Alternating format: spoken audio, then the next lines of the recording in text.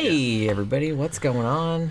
It's a Haunting Mondays. Yep. You guys are always showing up for this shit. This was a good episode. I watched it twice. I rewatched it again today. Still tried to make more sense out of it. It's kind of convoluted. It's really two stories in one. I have a hard time paying attention to a lot of it because a lot of it's real samey, and your mind starts wandering. I don't know what you know what I'm talking about. Your mind starts wandering because it's so much like some of the other ones. It's like you've seen it already. And then you go, oh, wait a minute, hold on. What are they talking about now? You know what I mean? So I had to watch it a couple times. Yeah, I mean, we watched it last night, and, you know, as we usually do, we watch it the night before, and then, like, I take notes real quick. But then, like, we were talking about other shit, and I had to keep backing it up and taking notes and stuff, and so I might have missed some of it, too. So I'm glad you actually watched it again, because I didn't have time to. I don't really know what to make of this case. It's supposed to be a demon. Because it's demons, you know. You ask Did they say it was a demon? No, but the investigators believed it was a demon. They did? Okay. I was like, I just thought they heavily implied it was a demon, but I didn't know if they actually said the D word. Now, how do you define a demon? You know?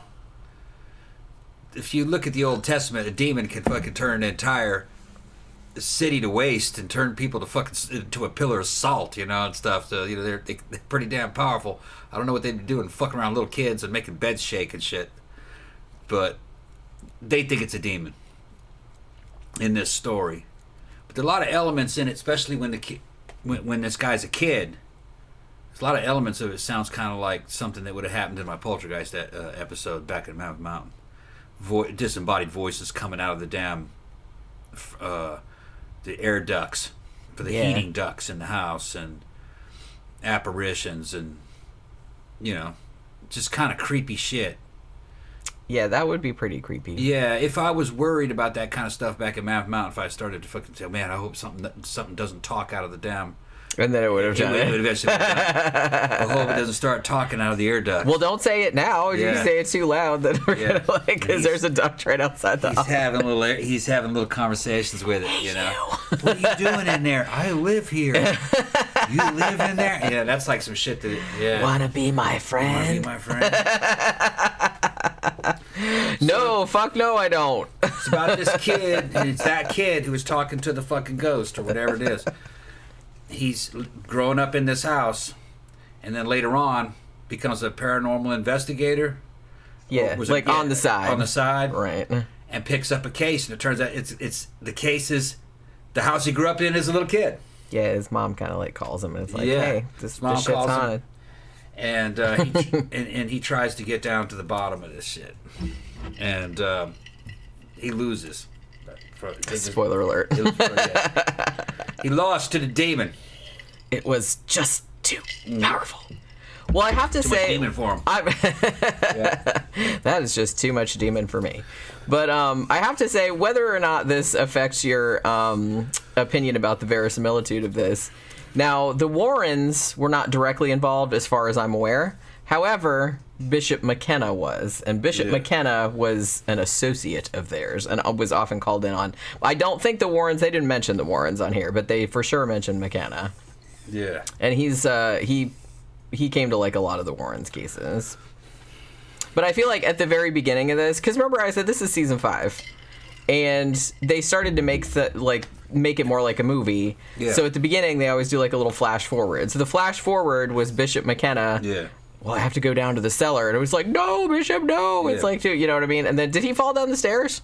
Oh, shit. So much shit happened. I don't remember if he fell downstairs. I thought it looked like he fell down the stairs, but the way it was edited, I was just kind of like, I wrote down that he fell down the stairs, but then like a second later, he was okay, and I'm like, well, maybe he didn't fall down the stairs. Maybe he tripped a little bit and fucking went down a couple steps. You know how it is, like you're walking down and you Joe Biden out, like that. I mean, I do that, like I do that just regular. I don't need a demon for that. I'm just clumsy. Might have been something like that, and they just added that into the movie.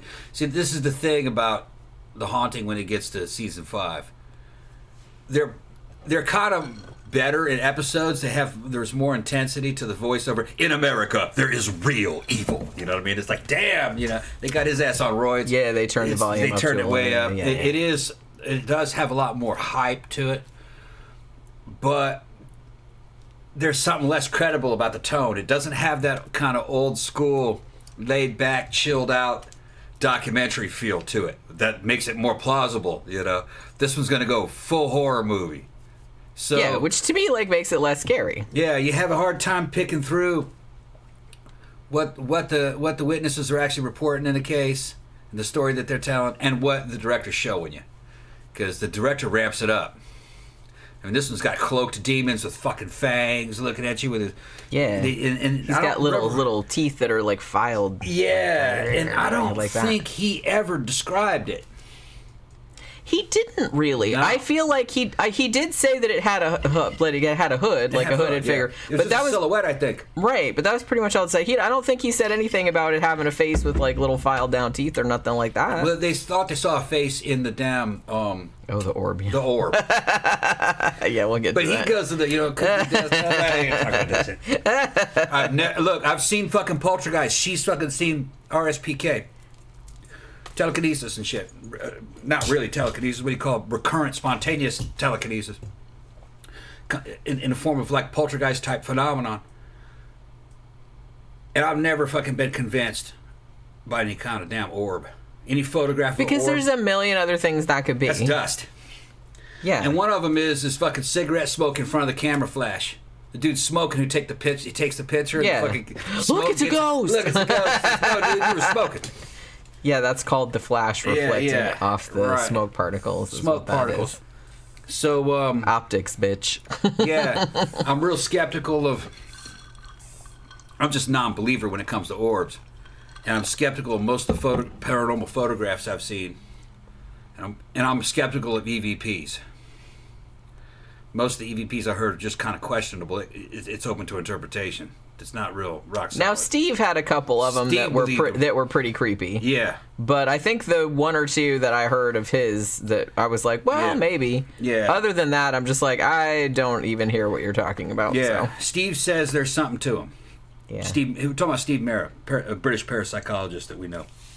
Jenny's written a few books with him. And he's had some fucking weird EVPs. But the claims, he does not make fucking... far out claims with the EVPs that he has. It's just an anomalous fucking voice. We think it says this. We don't know. That's that kind of stuff. Some of the stuff has to be really magnified fucking thousands of times. There's no telling, you know. That's what I mean. The more times you have to turn it up, I'm just like, that's got to be bullshit. I mean, you know what I mean? But he would get all kinds of audio phenomenon. Something falling on the ground and he'd record the sound of it. There was a remote recording device there. And I think it was a clock that fell off the wall. Yeah, it was like a light, like one of those lights that you stick up on the wall. Is that a Stickum light? Right, yeah. And when it hit the ground, it gave a certain audio signature with certain decibels and everything. And he knew that it was the sound of that light falling. But he would drop that light over and over again and try to get that same signature and couldn't. The one that the poltergeist or ghost fucking threw or dropped or whatever, it was unusually loud, which that checks out with poltergeist phenomena. It was like the same sound signature, but it was like way louder. Yeah, it's like when the remote hit the ground, it sounded like it was fucking loud, man, like a brick hit the ground, boom. Yeah, even though it's just a little like plastic a little rattly thing. piece of plastic. And then you throw it, it's just tink. Yeah, you know. But it was like, it didn't bounce. Normally it would bounce. It would just went like that. Yeah, like a force had it. Yeah, it was like a force. Yeah, it was like pretty weird. Pulled it through the ground, almost like magnetic, and boom. It was pretty weird. Yeah. But yeah, it was really loud. And that was something that I remembered, like I said, because of Steve saying that about that light. That was at what's his face's house, right? Keith Linder. Keith Linder's house. Yeah, Jenny wrote a book about it, House of Fire and Whispers. Yeah. And it's just based on the investigation that Steve Mera did. Yeah, it wasn't really based so much on what Keith Linder said. Well, it was a little bit, but it was mostly like about Steve's because he was there for a few weeks. Some of Keith Linder's testimonies in it. Yeah.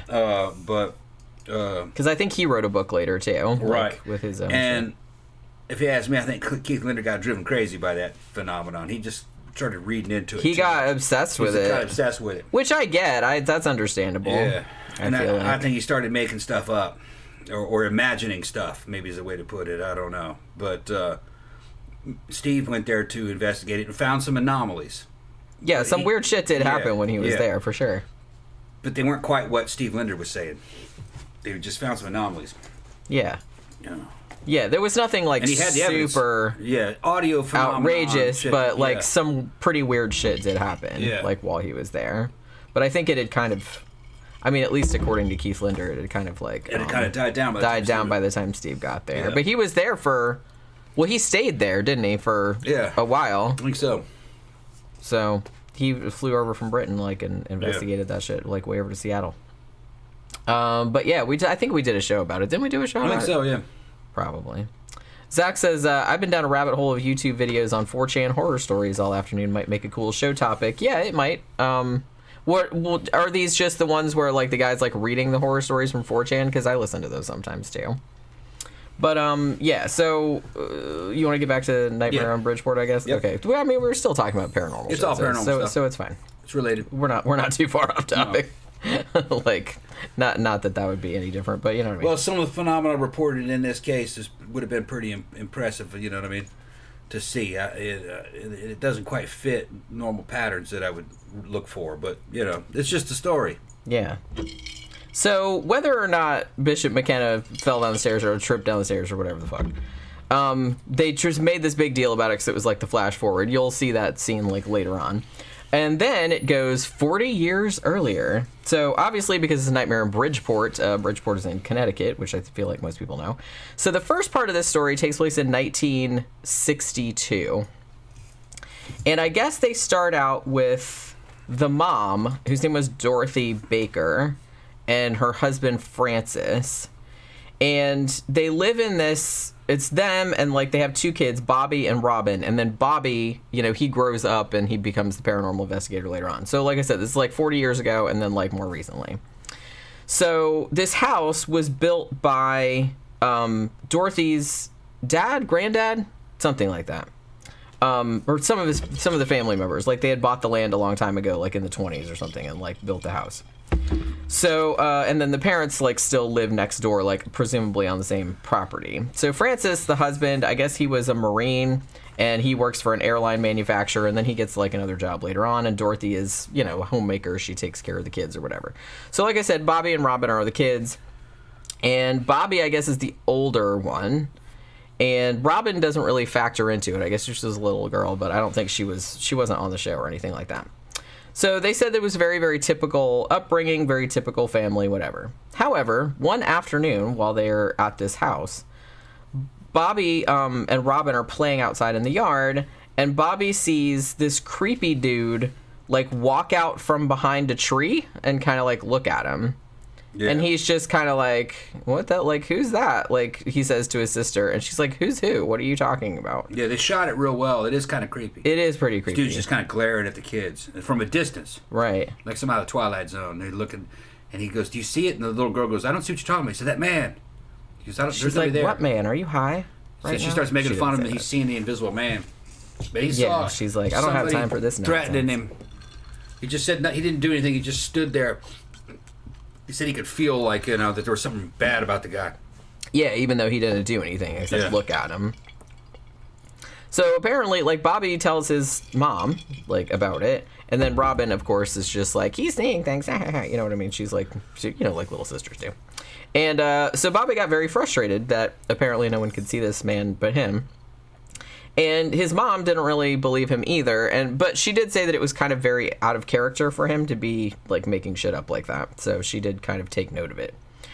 So apparently later that same day, Bobby's in his room, and he's, you know, playing with his little army men or whatever, and he hears this real creepy voice, like, calling to him from, like, the vent, like the heating vent or whatever that's in his room.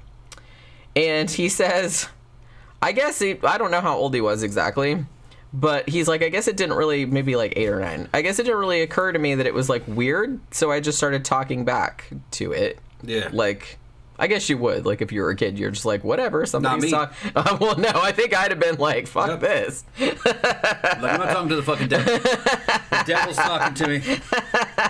Mom, the devil's talking to me. Ghost is talking to me through the fucking to the vents. Instantly, no. I didn't really quite.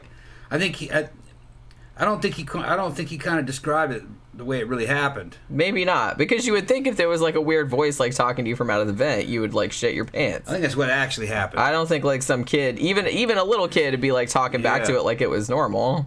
But that's kind of the way he came across when he talked about it. That's probably how he remembered it. Oh. If that happened, I'm not saying it did happen, but if it did happen, there's a chance that it scared the shit out of him and that it intimidated him into becoming its friend. And he started talking to it. Yeah.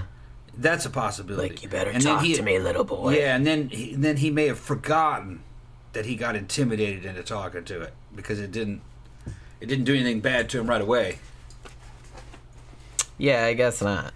Okay, yeah, so he acted like it was totally normal, and he's just like, oh, I just thought the voice was coming from the basement. And I was like, and that didn't alarm you? Why? Yeah, that there's not a man in the basement? I mean, I would be shitting bricks if I thought there was a man in the basement that I didn't know about. We don't have a basement, but I'm just saying. So, I think it freaked him out at first, and then he just kind of adapted to it. Yeah, it's like, oh, the that would have scared the shit out of me. I don't care, you know. yeah, right. That scared the shit out of me at 6. I was like, oh, fuck no. Hell no. I'm not talking to Yosemite Sam on his fucking Spanish galleon. That he's full of hot strawberry jam. No, it's filled with that fucking hot cherry pie. That's right. Caution, Yosemite Sam's filling is hot. It's hot, yeah. People are like, what the fuck are you talking about? We've told that story before, but I don't know if people like remember it. Oh, man. I had a dream when I was a little kid. I dug a big ravine in the front yard and filled it up full of water, and I was putting toy boats in it and walking around like I was Godzilla, crunching things. Like you do. Yeah, and looked upstream, and fucking here comes a big old Spanish galleon. Like, where the fuck did that come from? It's like about 3 feet long, and I'm looking at this thing, this beautiful model ship, and I'm looking at it, and I get down, and fucking Yosemite Sam, about 5 inches tall, jumped up and started shooting at me. Going, dag damn it. And I was like, whoa, and I reached down and grabbed him and bit him on the top of his head, and it went right, because I thought I was Godzilla, and it fucking went right through it, like the cherry pie filling, and it was hot. It burned my fucking mouth. Right out of McDonald's. That's about 6 when I remember that. And I threw the fucking... Fucking Yosemite Sam. Yeah. Who knew he was I couldn't process blood. I didn't want it to be like blood and gore. So I took the next leap to soften that in my mind. So it was like McDonald's. It was just cherry McDonald's pie cherry pie filling, but it was hot. Right. Like, Yeah, I guess so. I guess that's why you. Because it sounds weird, like when you first say it, but when you say it like that, I'm like, oh, okay, that makes total sense. Yeah. That makes total sense. Yeah. I mean, it doesn't make total sense that Yosemite Sam was on a Spanish galleon in your yard. Yeah. Shooting at me. Shooting at you. Yeah. And he wasn't a cartoon. Oh, really? You never told me that. I was imagining that he was, like, animated. No, he wasn't a cartoon. He looked just like a cartoon, but he was like a... Like three-dimensional? Oh, yeah, he's three-dimensional. He had fur and hair and fucking clothing and everything. And guns. Cute. Yeah, but he looked just like the cartoon. That's awesome. Yeah. That's kind of awesome. It looked kind of like those, you know, like the claymation... Yeah, that's what I was imagining. Yeah. That's what I was imagining. Yeah, it's not really claymation. The ones the Hollywood movies, like this CGI. Yeah. And all that. It's like that. Yeah, that wasn't clay. That was little dolls. Like little dolls, like armature. Yeah. Like the what the fuck? Rankin Bass. Yep. What? What's the matter? We gotta get back to the ghost. She's purring back there. Pookie's complaining. Yeah, yeah, so... You can be on the show. You're going to be on the show, whether you like it or not. Yeah, you can be on the show. You going to sit still? Relax. Okay, just chill out. Good. Yeah, stop motion. Thank you. I could not think of that phrase to save my life. So he hears this voice coming from the vent saying, are you down in the basement? He's like, yeah, I live down here. He's like, want to be my friend? And I'd have been like, kid's like, oh, sure. Yeah, okay. So he does, I guess he tells his mom about some of this stuff, but she thinks he's just imaginative, So in the next scene, Grandma shows up, because remember I said the parents, like, lived in the next house over or whatever. So apparently she comes over to, like, help watch the kids, because Francis, the dad, he's working 2 jobs and he's never home.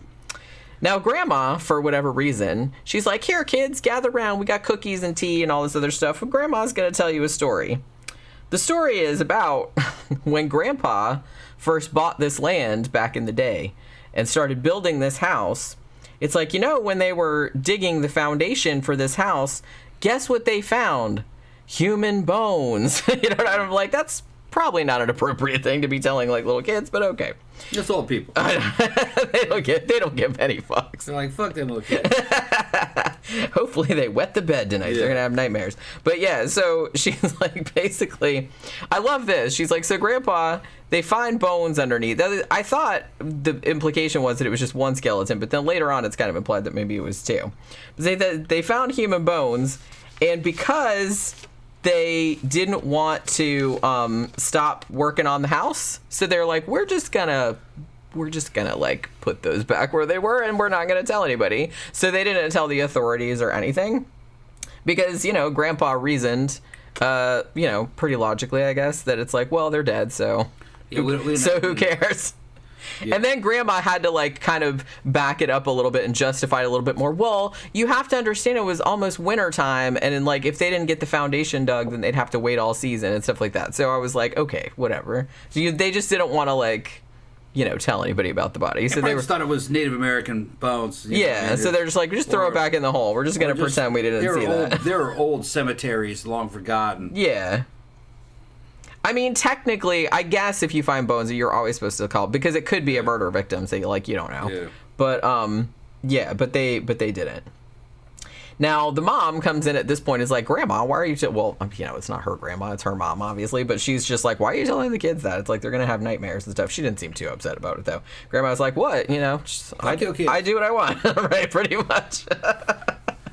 Grandma gives no fucks. Yeah so. So, for the next several months, apparently, Bobby has been talking to his imaginary friend. He never did give him a name, though, did he?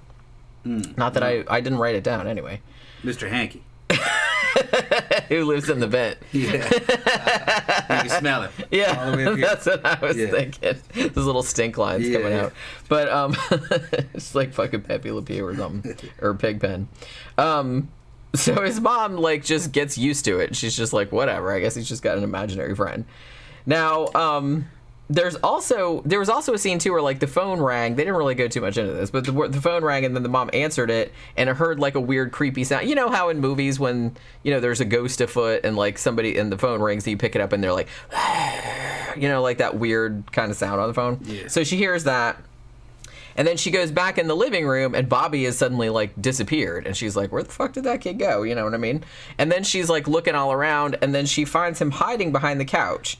And she's all like, what are you doing back here? And he's like, I'm hiding from my friend. Because apparently the friend that he had been playing with all of these months that had been...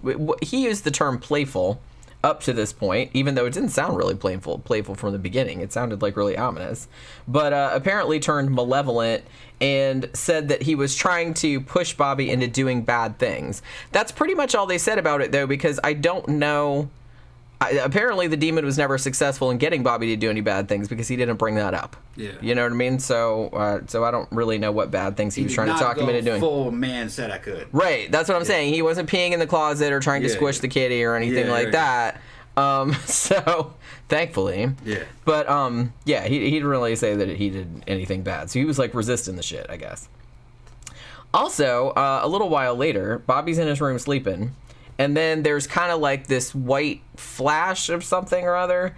And then he goes to the window to see what it is, and the window's open. And then he sees all the laundry is like hanging out on the line, and it starts acting like one of the things like starts blowing really weird, like unnaturally. And then it comes off and it like flies in the window at him. So he's like attacked by a sheet, right? So the demon's like trying to kill him with a sheet, which, seems a little. Yeah. That seems a little lame for a demon. Whispering Bobby's name, and it's like, "Oh, I'm gonna kill you with a sheet." I'm like, "Oh, okay." Went straight Klansman on it. I guess he did. Put this on. Maybe that's what he was doing. Maybe that's one of the bad things that he was trying to talk him into doing. Yeah. Once you put joining the clan. Yeah. Once you get this big cross. Yeah. Right? That's what the demon... Dip that down in some of that gasoline. That's what the demon was trying to... Maybe that's why they didn't go into specifics. But this little kid, like in a little bitty clan. Yeah. Fucking hell. Yeah. Oh my god. Walking. If anybody asks you your name, you tell them you're the Grand Wizard. Jesus Christ. Chief of the Great Cyclops.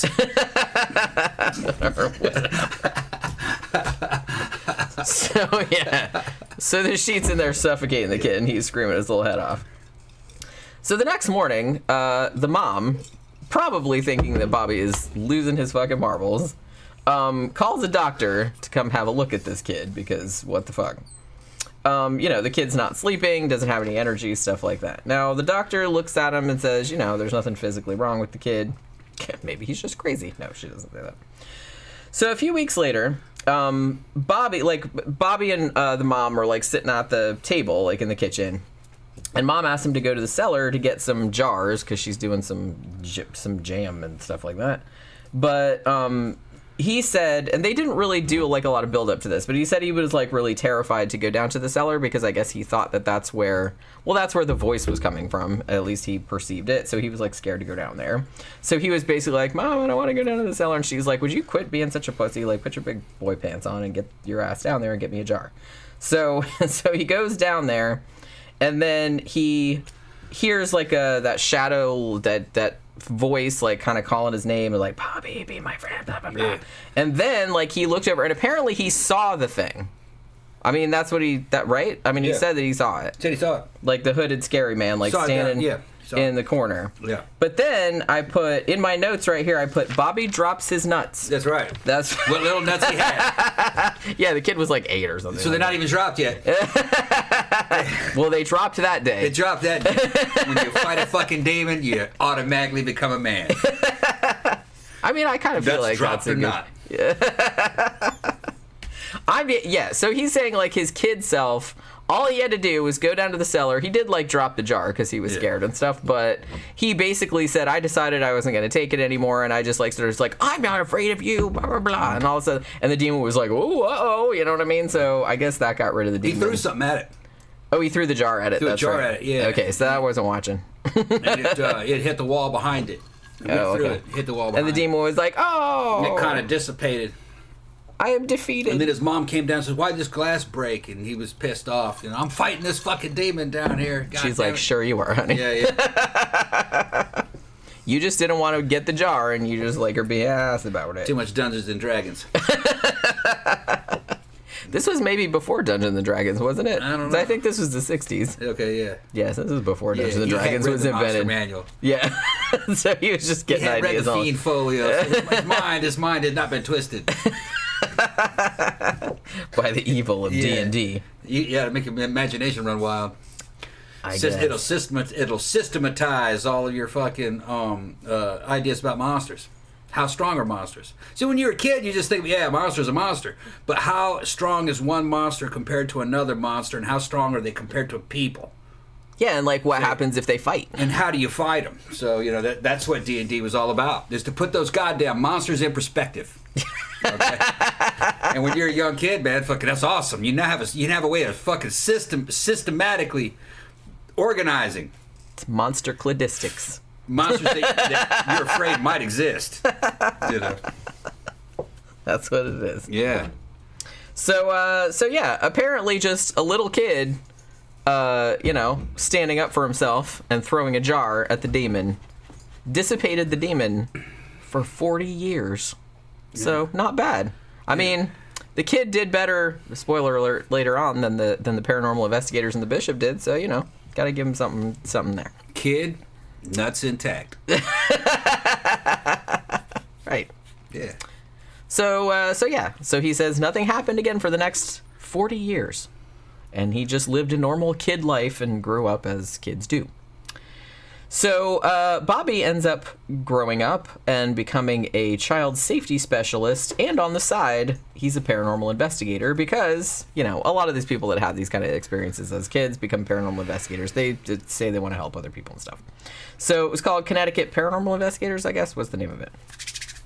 So Bob is visiting his parents at the same house that he grew up in.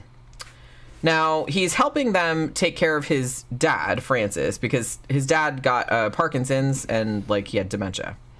Now, Dad they're kind of walking him through the living room one day, and he gets this really terrified look on his face. And I guess he told them that he saw two people sitting on the couch, like a man and a woman. And obviously nobody else saw them. So obviously they just attributed this to dementia. They thought that he was like hallucinating or like seeing stuff, but maybe not. We see how that goes later on.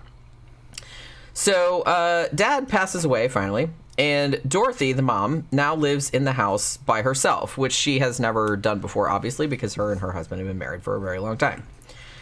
So she's kind of like, she starts hearing whispering around the house. She said it sounded like a conversation on a TV or a radio, but one that was like really, really far away. Yeah, that's kind of creepy when you said that. Yeah, I thought that was creepy too. It's always the little shit that creeps me out. So. Me too. Yeah. I'm always like way creeped. Like I said, when they show like demon face and stuff with fangs, and I'm just like, man, it's just not real. I mean, yeah, if you saw that in real life, yeah, that'd be scary. But it's just like, I don't know. In a movie, it's not really that scary. Subtle shit is scarier to me. I don't know why. It just is. And that matches up more with the experiences I've had with what people would call the paranormal. For me, it's just kind of normal, but fucking, it's subtle, but it's real. Yeah. Yeah. Like out-of-body experiences, near-death experiences, dreaming true, having premonitions, poltergeist, finding bad houses that I guess they might be haunted. You don't know, but it's a bad house. Something watching you. It's subtle. They didn't really mention feeling watched in this house. Yeah, they didn't. Yeah. That was one of the few that they didn't really say that. So the mom hears this, and she's like, at first, she was weirded out, but she wasn't really scared at first because she thought it was her dead husband.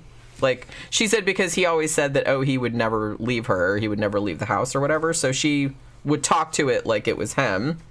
But after a while, she started to feel like, yeah, it's probably not him, it just wasn't the Francis energy, you know what I mean, I guess. So one night, she's sleeping in the bed, and she said she felt like a really strong presence in the room, and it like woke her up, and then she felt somebody sitting on the foot of the bed, and she said that you could just like feel that it was evil or whatever. So the mom at this point is like, yeah, that's not my dead husband, so maybe I need to do something about this. So she calls her son Bob, who obviously is a paranormal investigator, and she's like, you need to come over and check this shit out, because like I said, some haunting shenanigans are going on over here. Now, he said, even though he grew up in the house and he had all that scary shit happen to him as a kid, he seemed like he didn't really take it all that seriously at first. Like, he just thought, mom's just wigging out because she's old and this is the first time that she's lived in the house by herself, and, she's just getting spooked or whatever. So he didn't really take it all that seriously. He's like, I'm just going to go, like, look around and investigate just to make her feel better. You know what I mean? He was, like, a little bit condescending about it. So he goes there and he does like some EVP shit and all that other kind of stuff. But he said he doesn't feel anything unusual. He doesn't feel any like dark energy or oppressive anything or anybody watching him or nothing like that. He said it just felt normal. But then when he's doing the investigation, he said that he heard footsteps like coming toward him. And then he said he suddenly felt like a presence in front of him. And then he also felt like nausea and like anxiety, like his heart speeded up or something like that. So he's starting to think, oh shit, maybe there is something in the house. So he basically just tells mom, well, tell you what, just get the house blessed. But he doesn't tell her about like what he felt or anything. He's trying to like downplay it because he doesn't want to scare her, but she kind of knew that he was doing that, and you know what I mean? Like that he wasn't being entirely truthful. So he decides he's going to bring in his team, which was like two other people. I think their names were Jim and Mary, I think is what they were. Mary was the psychic person. So she goes in first, and she's like most of the psychics on the show is always like, I always want them to not tell me anything about anything, blah, blah, blah. So you know what I mean?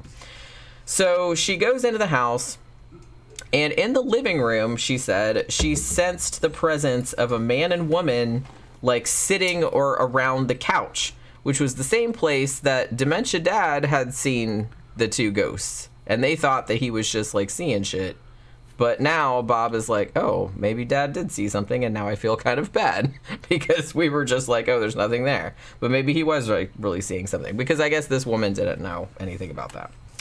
So Mary goes into Bobby's old bedroom and, senses the evil presence in there. And she's like, yeah, we also need to investigate the cellar, and we're going to battle that dark entity, as we do. So they go down to the cellar, and they said it was, like, real heavy and oppressive down there, like something bad happened, like some kind of tragedy. Now, the psychic says that there are spirits attached to the land, but not the house, necessarily. And she said that she had a vision of a body being carried and dumped on the property. And then she looks over in the corner of the basement and sees the hooded scary dude and describes it to Bob, and apparently she saw the thing in the same place that he saw it when he was a kid, and it looked the same as, like, when she described it, it looked the same as what he had seen. So to him, that seemed like vindication, because he's like, oh, okay, I wasn't imagining it because she saw the same thing. Like I said, I don't know if that's the case or not, but that's what they said anyway. So the team, like, stays overnight in the house while Dorothy, the mom, is sleeping. And they're looking at the photos, and in one of the photos, like, most of the photos aren't of anything, but, like, obviously there's one of them was an orb in it, and we're just like, oh, okay, whatever, an orb. But then this orb is, like, a special orb, because this orb has a demon face in it, right? Which he's, like, looking at, he blows it up, and he's like, oh my god, it's the same demon face. I'm like... So obviously, they took the mask of the actor of the and, like, photoshopped it into the, yeah. I want to see the original shit. See. Well, see, they never show it though. I mean, we always say that. I'm like, you got a fucking photograph of a whole demon face, and you're not gonna fucking let us see the original. You're gonna, we're gonna hide that. That's too good. You know? we can't let secret. You plebes look at it. Or like, oh, the demon face. Yeah, we lost that. You know, we lost it. You lost a photograph of the demon's face. Okay. Either that, or they'll say, like, well, we all saw it, but then, like, when we went back to look at it the next day, it was gone. Yeah. Like, the thing was gone. It looked like a normal picture. Or they'll come up with something like that. It's always some excuse why they can't show it to you. They can't show you the original. Right. It's like, you know what I mean? It's just like, oh, this videotape that I had with all this evidence on it. Oh, yeah. Somehow it got magically erased, or, you know. Yeah. What I mean? Can't show you this. They always have some kind of excuse, you know. Just convenient. That's all I'm saying. So while they're looking at the demon face orb, apparently someone invisible is sitting on Mom's bed and kind of like pushing her. She said she felt like two hands on her back. This sounded erotic. I know. She's like, oh well, maybe it is her husband after all. And then pushing you on your back, push you on over. Yeah. Raise it up. Oh my goodness. This is getting into a whole weird area here, isn't it? Cross-dimensional fuckery. Yeah. Sure. Yeah. I mean, you know, there's a it's gotta happen eventually. There's a whole subgenre of it's gotta happen erotica. Yeah. It's like ghosts and humans. Yeah. There was even a couple movies like that. Truly, Madly, Deeply was the one that comes to mind. Ghost of Mrs. Muir. Yeah, there you go. There was another one, too, that I saw that took place in Wales. What the fuck was the name of that? I can't remember the name, but it was pretty good. So Bob decides, because the ghost is getting a little aggressive with Mom there, that he's going to move Mom in with him because he thinks, you know, the ghost is going to hurt her or something like that. So at this point, they call in good old Bishop McKenna. Like I said, he's a Warren's associate.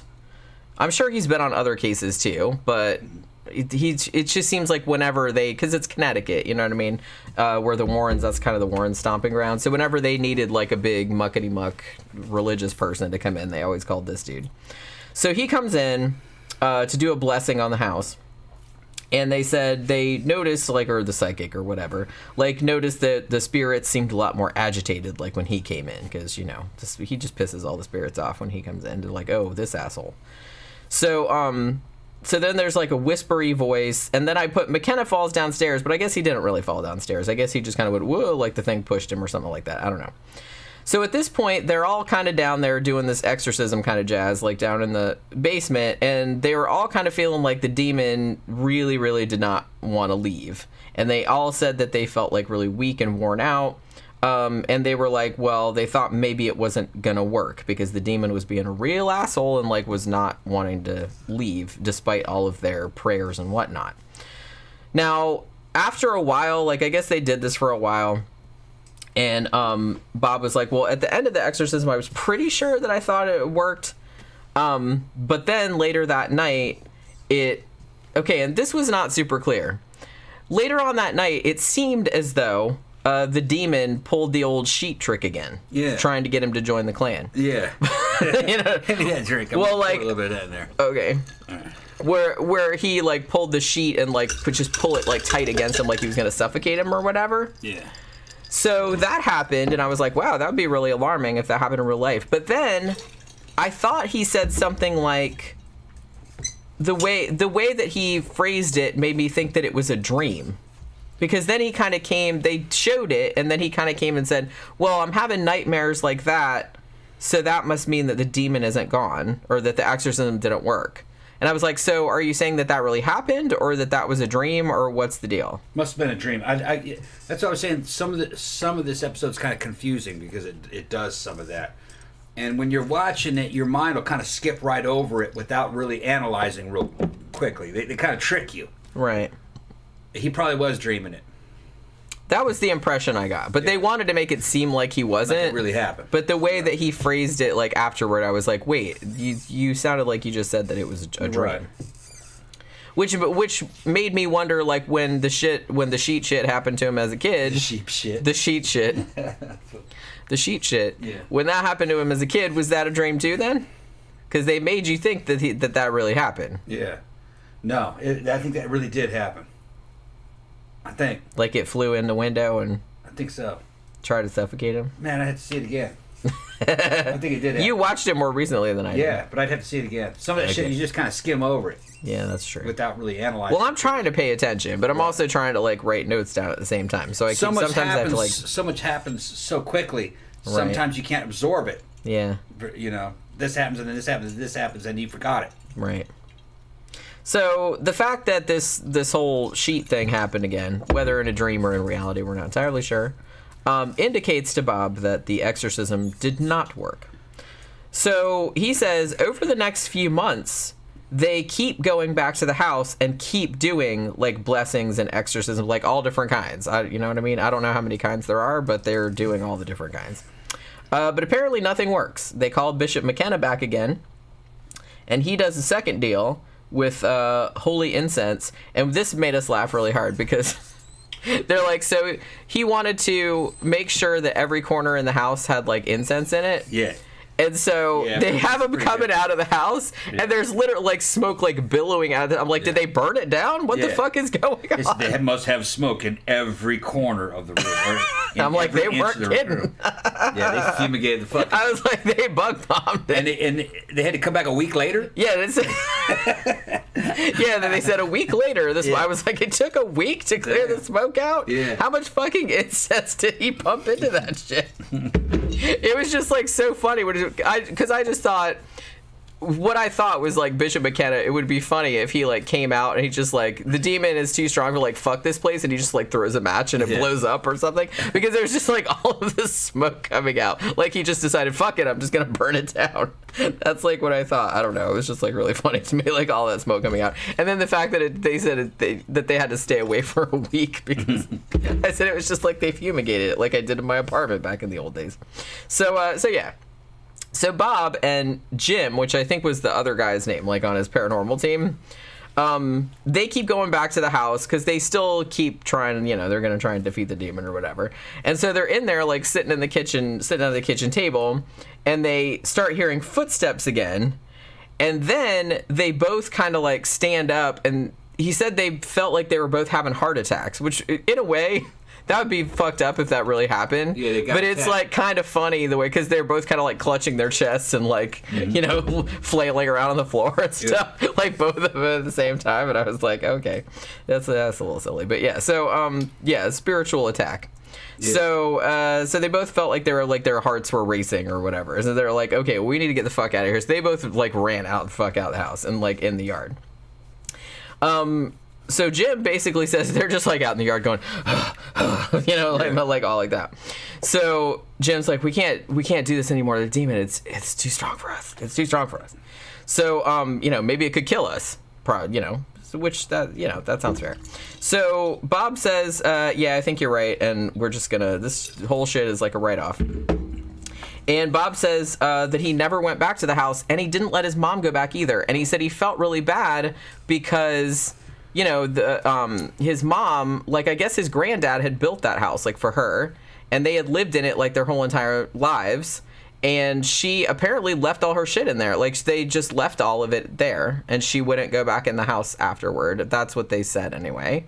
Yeah, that's the story we're giving. That's the story. Yeah, I don't know if it's true or not. I'm just saying what they said on the show. Yeah, I'm making no claim for how true any of this They left is. it there for a few weeks, and then the movers came and picked it up. And then get it, because you can just get movers. Even if you didn't want to go back in the house because it's haunted, you could be like, well, you just pay some movers to go in there and just get all my shit out. You know what I mean? Yep. But because I have to make jokes about stuff, but.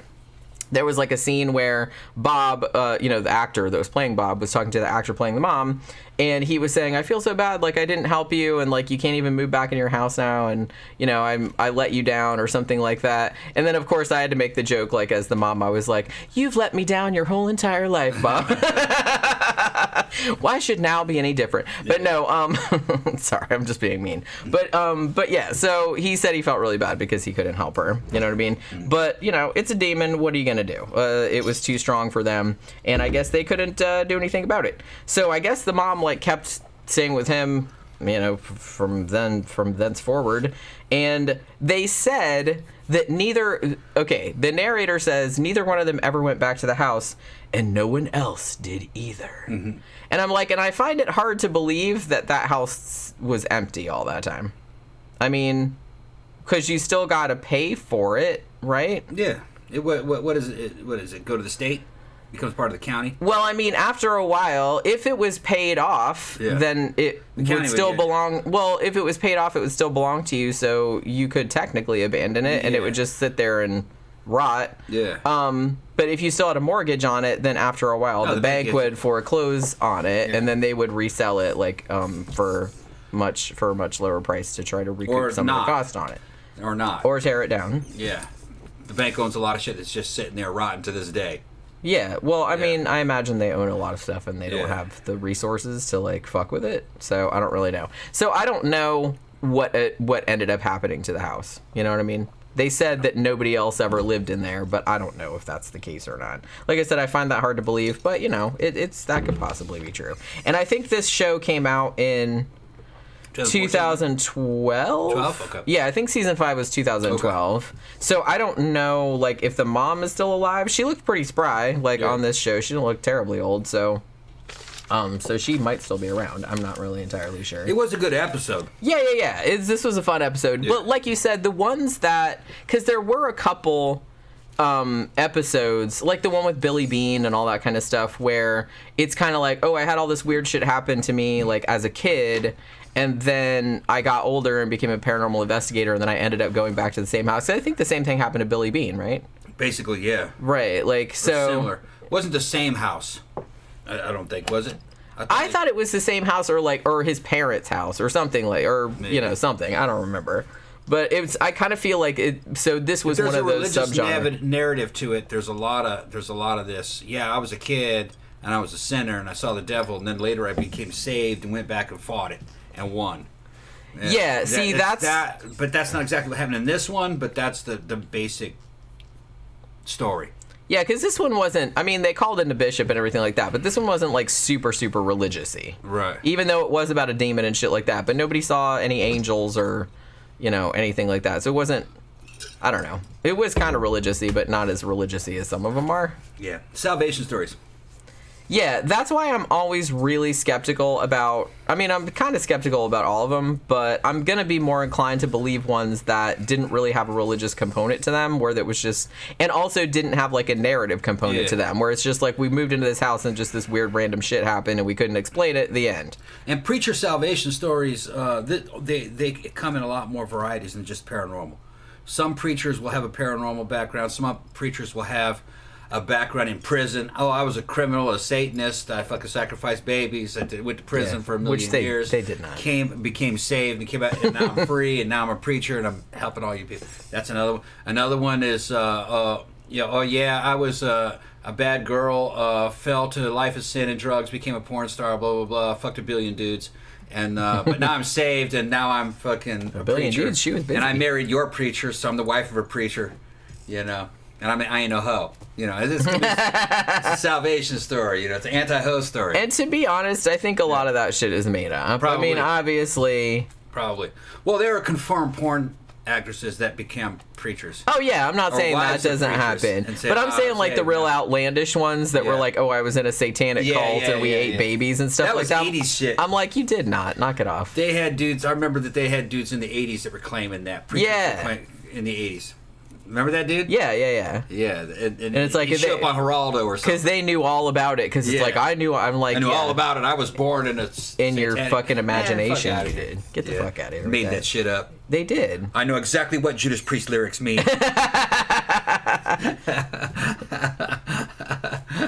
It's very silly. Breaking the law is about breaking God's commandments. It has nothing to do with crime. All right. Yeah, I guess I never even thought of that. What's that? I never thought thought that it could be interpreted that way. Yeah. I always just thought of it as just like, oh, I'm breaking the law. I'm driving really fast, like I'm doing. In the lyrics, Rob Halford plainly says that he's out of work and down, and he's so frustrated. It's a trip from town to town. They don't know what it's like. Nobody even cares. I don't care. If you were like me, you'd be doing the same thing too. I'm breaking the law. He just becomes a criminal.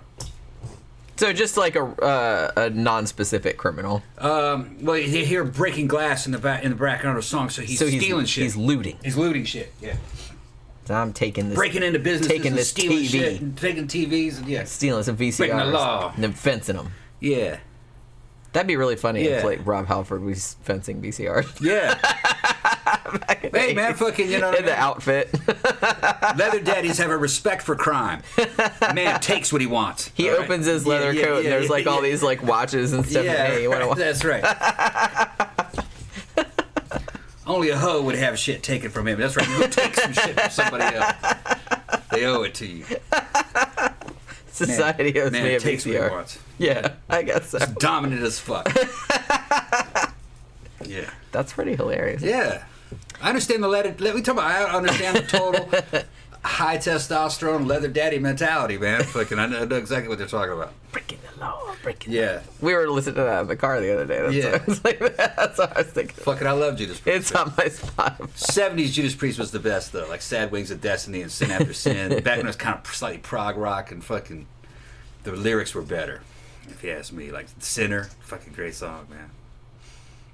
Their lyrics are pretty good. I do kind of feel like I think one of the reasons that I never got real into metal and stuff like that is like a lot of the lyrics are really like on the nose. Yeah, they're on the nose, but not like Anvil level. No, yeah, a lot which is like Anvil's the ultimate. Right, that's the ultimate bullshit. Right. Speaking about Mothra and shit. And they're just describing what's happening in the movie. Nah, fucking Halford. Fucking now we're going on Halford. This is the Paranormal show. Well, that's okay. We're done. We're done. No, like in the song Sinner, fucking Halford is basically just he's basically singing a fucking love song to his fucking stylized fucking fantasy fucking leather daddy, which is this fucking war demon that comes out of the ground and fucking sets people on fire and makes their blood boil just by thinking about him, and he just fucking soaks up the souls of the damned through all the battlefields of the earth. It's just masculine hyper masculinity. They're sexualizing hyper masculinity. Only a gay dude could do it. Only a leather dude could think that far. All right. As a professional soldier, I'd never come up with any shit like that. I just sexualize it. He's sexualizing it. How sexy that is. Yeah. Not only the dudes that are dying, but these demons that are getting off on it and making it happen. Sexy. And they're fucking spreading his fucking wings over the fucking damned and shit. Halford wants to fuck that demon. That's what he's singing about. How he loves that demon. And something else. Intriguing. That's his mind is fucking yeah. That's also another subgenre of erotica. Yeah. Demon fucking. Yeah, basically it's a love song to that demon. He thinks that's the ultimate dude. Well, a lot of his fucking songs were like that. The fucking Exciter was about that. Just a fucking extra-dimensional being that comes down and fucks shit up. And, he believes it. Fucking The Painkillers like that. All of his songs were like that. Fucking That's why they're supernatural, godlike dudes that fuck shit up. And fucking Halford loves it. He does, yeah. It's his favorite thing. It's his favorite fucking thing. Mark says turbo lover. Mm-hmm. Yeah. Zach says a man knows what a man wants. Yeah. I understand. I understand it. Tom understands. Yeah, I don't go that way, but I understand it. I understand it, yeah. Well, yeah, it's because it's just if I was like... gay, I would definitely be that way. Definitely. Yeah, you would. Yeah, you would for sure. Yeah. I'd be a fucking leather daddy. I'd just take what I want. I don't give a fuck. I don't care about going to jail about it. Roll over. Compared to me, you are a woman. This isn't even gay. This is okay. That's the excuse he's going to use anyway. Right? Yeah. Whatever, Tom. Whatever helps you sleep at night. Okay. I'm just fucking with you. No, I'm laughing at it. I just thought of this. Yeah. I was at work today, and he sent me a message and said, what did you said something, it was like an audio message, and I couldn't listen to it until later. He said, I'm going to cheat on you and go to Koi Wan. Yeah. It's food cheating. And I said, oh, food cheating, you suck. Yeah. And then he sent me like a little video of him at Koi Wan, and I was like, you dirty whore. Yeah, drinking. I showed a picture. I showed a video. I was fucking making a big deal about it. I'm sitting there drinking. Because we didn't go to Koi Wan this weekend. Yeah. Like we usually go. Yeah. But we didn't this weekend because we didn't have a lot of money, and it was just like, it's kind of far, so we didn't go. He went today on his motorcycle while I was at work, and I was like, oh, you suck. Rubbing that shit in, too. And he was rubbing it in. I'm cheating on you and go to Koi Wan. Yeah, where did it go? Oh, shit.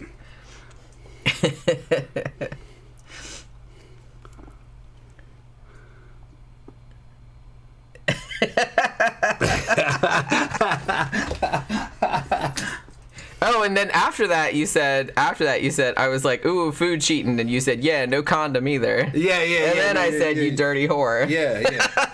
Yeah. No condom or anything. I attacked the fucking shrimp. I was gonna say he's like raping the shrimp. They had all this fucking, the boiled shrimp, the chilled boiled shrimp, and the cocktail sauce. I get a whole fucking plate of that. He will. Actually, I think last time we went, you got 2 plates of that. I did. One to start out and one to finish up. I got a big fucking plate like that, and I had an empty plate underneath it for the shells. Yeah, that's how we have a whole system. You got a whole system, and then you squeeze a lemon on yourself. Yeah, you always take like 2 or 3 That's lemons, right. so you can squeeze your. Yeah, and then I went and got a whole plate of steak because they had steak. The steak was good. It was medium rare too. Yeah. Man, the steak was good. Really? So steak and shrimp, and I ate that like twice, and then I ate like 3 bowls of ice cream. God damn. Little bowls though. Every time we go there, like I can eat like about a plate and a half, and then I'm like, yeah, I'm gonna barf. And it's like he just keeps eating and eating. I'm like, where are you putting it? My grandma used to say, do you have a hollow leg? Yeah, that's what my grandma used to say. I had that strawberry ice cream, and I'm eating it, and I'm going, this isn't strawberry. And the Chinese waitress came by to pick up the plate, and I said, what is this? And she looked at it, and she goes. And I go, that's not strawberry. And she goes, no, maybe raspberry? And I went, no. She goes, not raspberry. And I said, take it. And I go, it's red. She goes, yeah, it's red. It's red flavor. It's red flavor. Just chill out. It was definitely not strawberry. Well, see, it's mystifying because sometimes they have ice cream in there, and it's always 8 buckets. And they usually have 2 of each flavor. They usually have green tea, chocolate, vanilla, strawberry maybe, and butter pecan, which is good, which is random, but it's good because I like butter pecan. But the weird thing, pistachio, and I've had mint chocolate chip in there too, though. Yeah, but the last few times we've been, those have been the flavors. But then one time we went and they had 2 red ones, and you would presume that they were both strawberry, but you ate one and you're like, I'm pretty sure this is cherry and not strawberry. Yeah. And so now every time, like, he has to sample both of the red ones and see if they're the same. Well, this was another red one. It didn't have any strawberries in it. It was not strawberry. It was red though. What the hell other flavor? It was something foreign. Usually, maybe it's red bean. Maybe that's what it was. Maybe it's red bean. It was something foreign. It didn't taste like any kind. It tasted like a fruit, but not any kind of fruit I've ever had. It was just kind of like real sweet vanilla with like there's just no way to describe it. Red. So maybe it was red bean ice cream. Because I kind of feel like cherry ice cream, which they don't have much. Cherry ice cream is usually white, like with chunks of cherry in it. Is it not? or like cherry swirl. No, it'll be cherry with cherry in it. Yeah. That one time was cherry. Tammy said rhubarb. Oh yeah, maybe. You think it was rhubarb? There's no telling. It was just sweet. I was thinking red bean because they have green tea flavor there, and sometimes they have like red bean flavor. It was too. just sweet. It didn't have any of the tartness of any kind of fruit. It was just kind of sweet. Huh. I was saying it almost kind of tasted a little bit like rose. Oh. Almost like rose flavor, kind of. Maybe like maybe that's what it was. Like a honey kind of. Because I think they do have like some. Don't in India? Don't they have like a rose? It was something. Like with rose hip or something like that. It's just what it kept reminding me of, like vanilla and rose and a little bit of honey or something. That sounds kind of good actually. Yeah, it was good. It just wasn't strawberry. It wasn't fruit. Right. Zach says Tom and Jen, y'all are total relationship goals. What? We're total relationship goals. What does that mean? That means that that he wants a relationship like we have. Who said this? Zach did. Oh, Zach. Yeah. Just because I called you a dirty whore for going to the fucking No condom. for going No condom. fucking the koi walk. Went bareback into that. Bareback into the Chinese buffet. Well, you like with the video, like it looked like nobody was in there, but I guess it's Well, like they had me in the back. oh, okay. They put you in the bed. They're like, you go in the back all by Well, yourself. just because it was full in the front, and they didn't want to go to the side. Because that was Monday, so I didn't know if that was like it was crowded. And they had a huge party. And I'm going, huge on party a Monday? Weird. Yeah, and it was Koreans. The Korean family. I recognized the faces and the size, and I could hear a little bit of Hangul. Koreans. Yeah. Yeah. And I knew it fucking confirmed it in my fucking mind when the old man, the oldest of they're all in suits like they came back from church. Right. Some kind of church thing. Because they're Christians, you know. And it was some kind of church thing or wedding maybe. Or, something.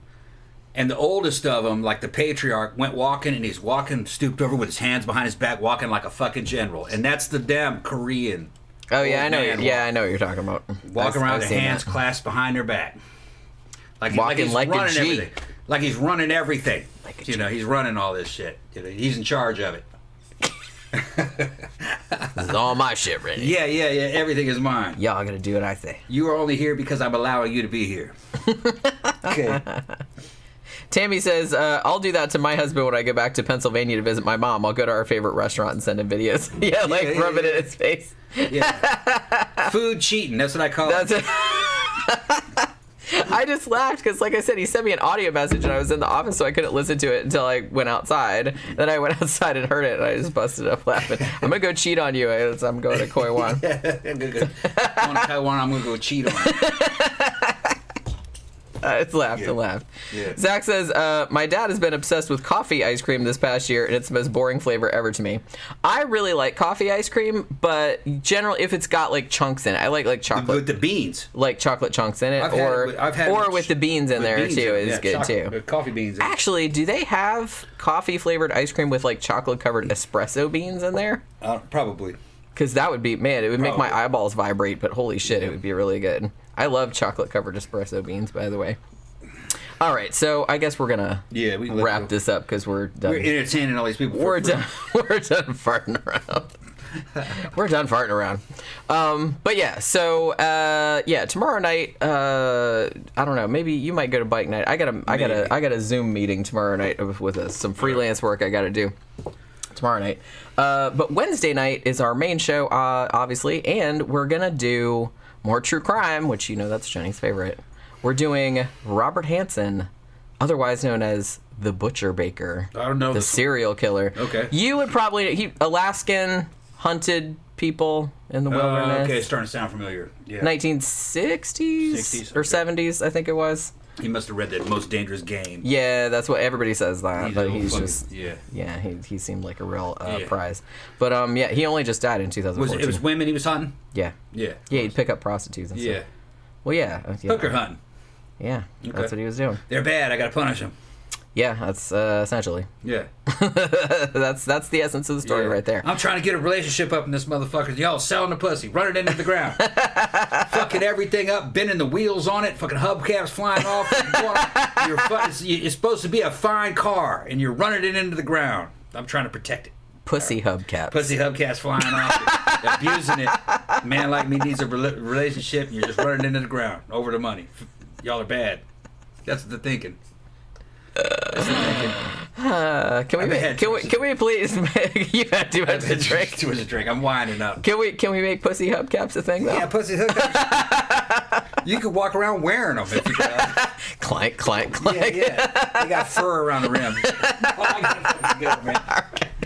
Yeah, we better knock it off before he gets any more out of control. All right, so be sure to drop by on Wednesday. We're going to talk about Robert Hansen, the serial killer, so that should be a good show. So have a good rest of your evening, you guys, and thanks for dropping by and hanging out with us, and we will see you again on Wednesday. Good night.